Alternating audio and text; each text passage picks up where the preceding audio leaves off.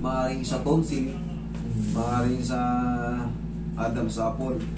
Pero pag jaw, yan dito, sa tenga pa ganyan. Tapos pa ulo, pa ganon. Dito, baka tingnan natin kung ano yung matutulong ko. Nagpa-ano rin na rin po ako, nagpa-check up po sa ENT doctor. Ano sabi ng ENT? May hindi nga daw po pantay kapag umanganga ako. Ngayon, anong payo nila sa'yo? Sa ano daw po dentist kasi baka daw po for braces na rin daw po yung ano ko. Gano'n ka? Hindi, ganda ng ngipin mo eh. Oo, ganda Pero ng yung mga x-ray po ako ng sa panoramic sa tingnan ko. sa likod ko po. Tingnan ko. Bakit yung ngipin mo, idol, huwag kang magpapabrace. Baka jaw alignment yan, kaya natin yan. Pero pumangit na rin po kasi nagkaroon po ako dito ng space Ay, sa akin Wala yun, isa lang yun eh.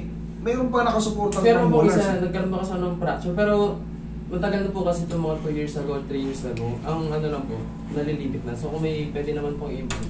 Sige, tingnan Sasabay ko natin. na rin. Sige. Tingnan ko muna yung mga detalya. Ito po yung sa Details ng ano. Ayan, scolio ko po. meron kang mild scolio. 15 degrees po siya. Wala yan, kaya natin yan. Na-relieve din, natanggal din yung pressure ng ano. Pero yung 15 degrees angle cove, hindi na po yan makukorek. Ilang taon ka na? 26. Tapos na yung paglaki mo. Yan na yan, yung 15 degrees angle, mababawasan lang po yan. Maaaring mabawasan ng 3, maaaring mabawasan ng 4, ganun lang. Pero still, may curve pa rin yan kasi hindi talaga siyang masisiro-siro. Okay, yun po ang tamang ano dyan.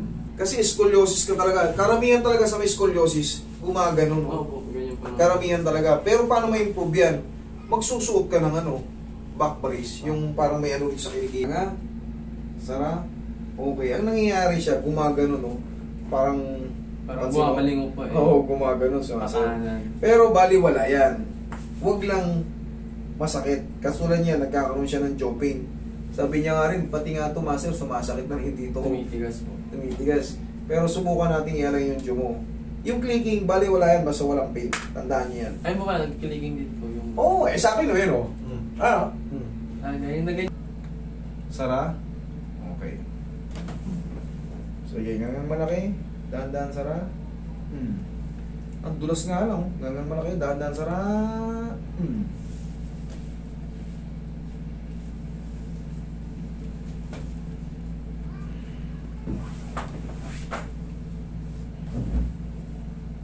Relax lang.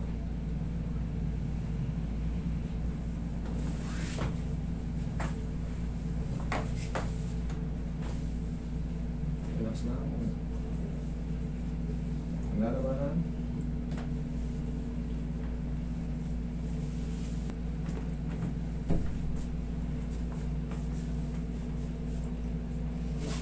Higa kang patagilid.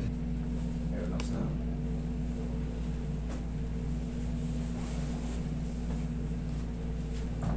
Kabilang side. Kailangan natin ng pectus eh. Pectus camotis. Dami yung tapa. Taba kasi? Tapa ako siya. Ano pa? Pumping. Pag pumping, madali lang yun. Okay, relax na.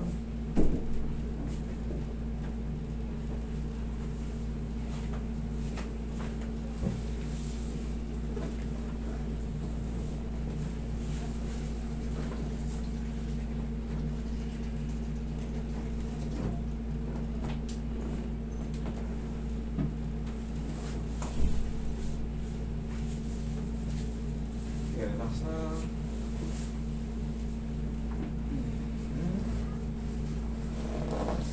Relax na.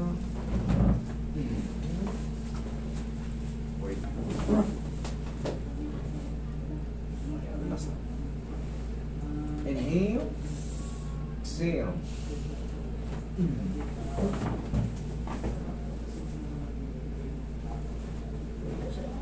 Diyan ka lang muna. Wala namang problema. Wala naman. Natutupi siya na ano. Siyempre yung mga muscle natin, nagiging tight yan, nagiging maluwag. Depende kung paano natin ginagamit. Eh baka mamaya nagbabike ka or nagsisit up ka na hindi balance. Para okay proportion naman yung po. muscle. Wala na, oh. Baka po nag-improve lang din po sa... O baka lang napaayos niya na. Kasi, alam mo, pagka may sira ang tuhod nyo, ganito, pag pinisat ko yan ng ganyan, oh, Hindi ko magaganyan. magre-reklamo, master, masakit. Gaganon yan, pero pag nai-straight mo ng ganyan, nagaganyan mo, nagaganyan, oh, anong pilay dyan? Wala. Relax na. Hatak sa ulo, hatak sa paa. Para sa may mga scolio. Okay, sige. Higa ka. Upo ka. Tayo ka. Para makita mo sa akin. O, luluhod ka sa kama. O, ganito, lahat na may mga back problem, mga spine problem. Tumipa ka ng ganyan. 1, 2, 3. Ang bilang is 1, 2, 3 lang. 1, 2, 3. Tapos isa pang balik. 1, 2, 3. Tapos yung mga ganyan, no? Yan, no? Ini-stretch mo na yung spine mo. Yan. Okay? Para ma-release yung mga compression ng this. So, tapos side by side. 1, 2, 3. 1, 2, 3 lang ang bilang. Huwag yung tatagalan. Pag tinagalan niya yan, magkakaroon ng problema. Sakit? Wala. Wala. Okay, thank you. Yung katawan mo, check mo. Wala naman po masakit. Wala masakit? Wala naman. Di kasalanan mo yan. Okay? Thank you.